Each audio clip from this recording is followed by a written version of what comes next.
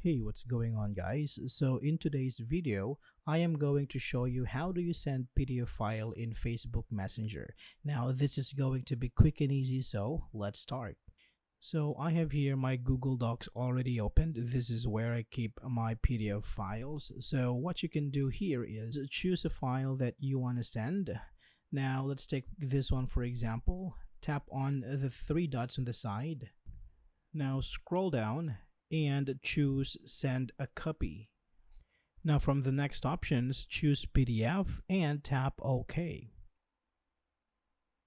Now from the options below, you can choose Messenger. And next, you can choose who you want to send the PDF to.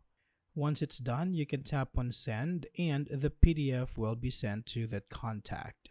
So I hope this is helpful for you guys. Thank you for watching and I will see you in the next one.